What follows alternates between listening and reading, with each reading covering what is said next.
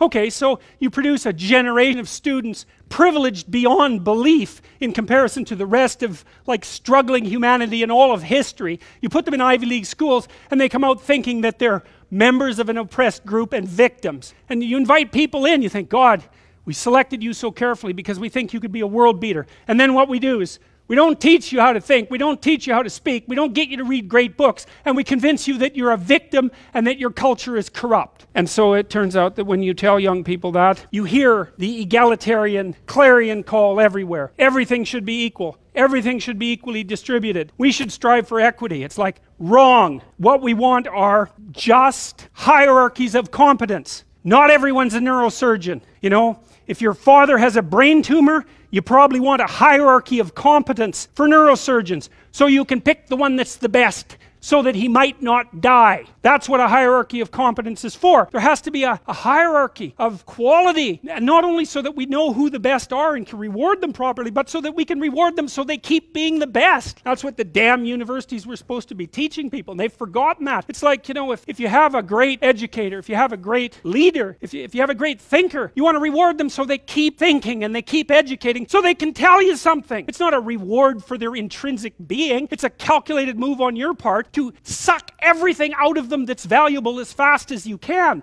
That's what a hierarchy of competence is for.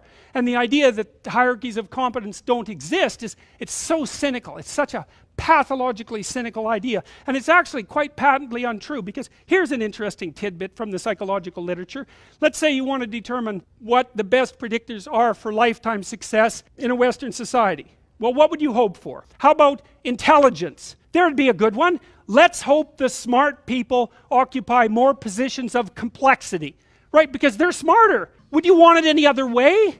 Okay, and that's great. The number one predictor of accomplishment in Western societies is intelligence.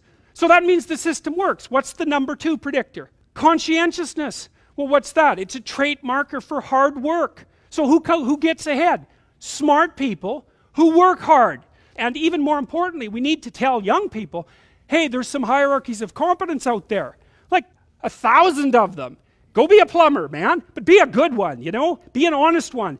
We don't need people to cause more trouble. We need people to solve problems. Maybe you wouldn't be a great lawyer. Like, it's certainly possible. Most people aren't. But that doesn't mean there isn't something you could be great at. There's lots of hierarchies to attempt to climb, and if you fail in one, go try in another. But the point is, you're still trying to aim for the top, and what the hell are you going to do if you don't try to aim for the top? You know, flap about uselessly and whine about your life? It's not helpful. It'll just make you miserable. You're not reliable to anyone. You can't help out in a crisis. It's like, so you tell young people, and this is another message for conservatives, like, I don't care what you're going to do, but go out there and make something of yourself for God's sake. Be an honest person and work and get to the top of whatever it is that you want to get to the top of. And stand up for yourself like a respectable human being and be a bit of a light on the world instead of a blight, you know? And you can tell young people that, and they haven't been told that by anyone now. And so the young men are so hungry for that it's painful to watch. They're so relieved when someone finally comes up and says, you get your act together a bit, discipline yourself, see if you can learn to tell the truth, concentrate on something for a year or two, you could be a bloody world beater. They think, really?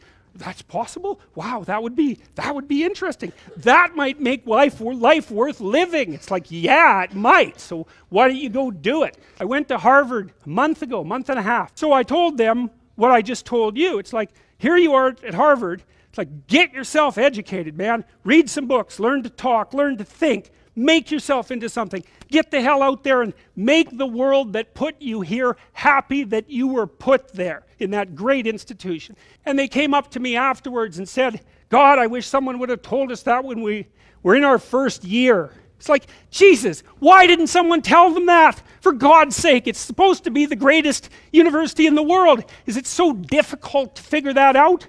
Well, it is, if that isn't what you want to have happen in the university. You want to make cringing milksops who whine about being victims while they're going to Ivy League institutions. Jesus, it's pathetic.